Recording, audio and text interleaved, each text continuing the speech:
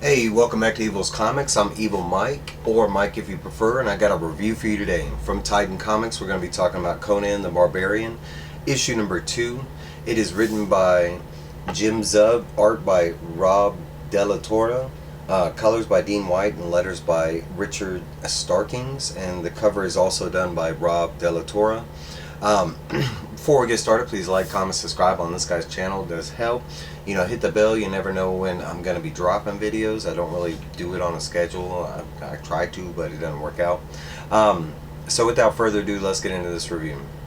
This does take place directly after the first book, but thankfully it does give you like a, a little, previously on in case, you forgot what went down. But basically, Conan was at an outpost. The outpost all of a sudden started getting attacked by this tribe of the lost. It's kind of like a zombie horde type of situation. He found out about this by this warrior that is named Brissa, who's featured right here with the blue makeup. She is a Pict. Pict is kind of like, the way that I understand it, is kind of like a merge of different cultures over time.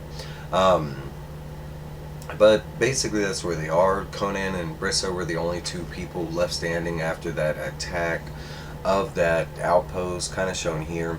The beginning of the story basically starts out with more details of Tribe of the Lost, but it's not like known details, it's just the observations of Conan and Brissa, and they're just kind of scouting at this point, watching what the tribe is doing.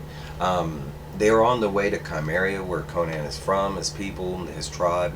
Brissa has already kind of mentioned that it's, that the horde is already there, that they only encountered like one part of this horde, that there's other, parts of the horde traveling across the land, and Chimeria has already been attacked. Conan has the belief that the Chimerians are badass enough barbarians that they'll stop the horde or whatever, but they're currently traveling that way. Some of the information that we get about the horde shown right here is basically after they decimate a village, they don't pillage, like they don't go for treasure or weapons or anything, but they do grab all the dead people. They specifically go through the village and double check everywhere. Conan says they are completely thorough, but they do eventually tie everybody up and put them in a pile, and then they drag them as they go to the next location. And that's basically where what Conan and Brissa are doing right now. They're slowly following, with this zombie horde as they march along, and basically they're trying to figure out where the horde is going. In this book, like at this point in the book, that's kind of what is being discussed between Brissa and Conan, because Brissa just wants to kill the horde and get done with them, but Conan's like, nah, we need to follow them, find out where they go. As they're kind of talking about this, it's revealed that the sword that Conan is currently using is like a sword from the Pict, and Brissa takes offense to him having it. That through the commotion, one of the scouts from the horde kind of hear them and come over, and Conan quickly dispatches them. Brissa quickly thanks him for saving, her kind of thing, and then the conversation about the sword is kind of, left for later, I guess. They continue their journey following the horde, basically getting closer to Chimeria. Once you get to this part in the art, that's when they're in Chimeria. It's a more harsh land, it kind of explains how Conan is as badass as he is. Harsh land, designed to make him the harshest barbarian ever, kind of thing. And Brissa is not used to this. She's only heard stories of Chimeria. And at this point, she's kind of like, well, maybe the stories were, maybe miscrewed, because the land here is a lot more like violent than, and harsh than I thought it was going to be, kind of thing. They do take a moment to redress Brissa's wounds, and while that happens, because it is kind of cold, Brissa's the one that kind of like, hey, you want to keep me warm, let's have this romantic, situation, and they basically kind of, keep each other warm in the cave, and, Conan kind of gets him some of that Brissa, you know what I'm saying? Okay, so anyways, so we do have a little like romantic scene between both of them, and basically they continue on following the horde, like I said before, they are in Chimeria kind of thing. As they continue on, but they get closer to Chimeria, and as they get closer, it's kind of the worst thing ever, because they notice that the same black cloud that's been across every village that this zombie horde has sacked is now above Chimeria. And sure enough, once they get closer, none of the Chimerians have. They basically got caught in the middle of the night. They were unprepared. The zombie horde overtook them and killed everybody. So at this point, all the zombie horde have stopped. It's different from the situation, and they're just basically standing still, and it looks like they're awaiting like command or something like that. As they're watching them, all of a sudden there's this light that appears in the sky.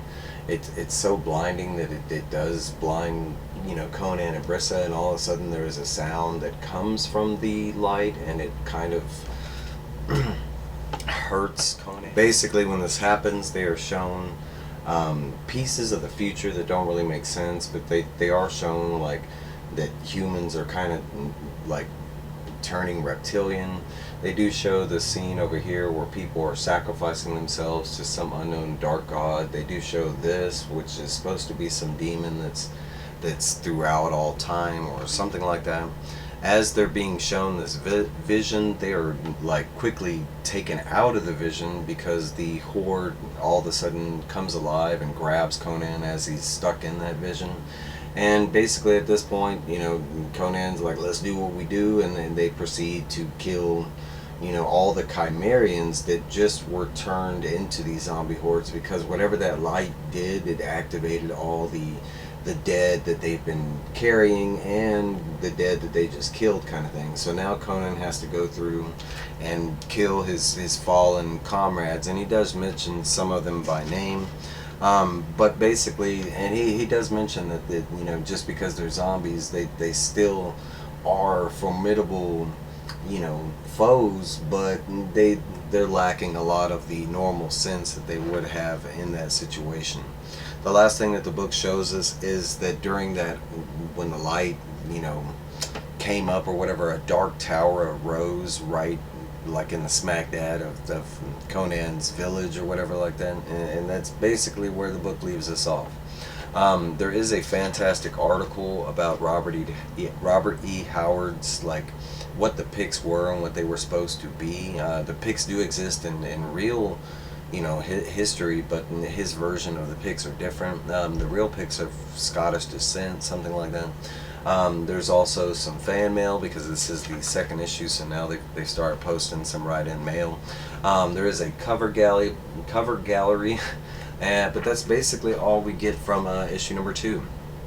I am loving this book, the way it's written, the way it's drawn, the lettering, the coloring. It feels like an older book. I feel like I'm actually learning about Conan kind of thing, reading this, but these are my thoughts. I'm loving it. Let me know down below what you're thinking about it. Are you still enjoying it? Is this, did you add it to your pull list because you liked it that much? Let me know down below. But guys, that's my review. That's what I got for you. I will let y'all go. Yeah.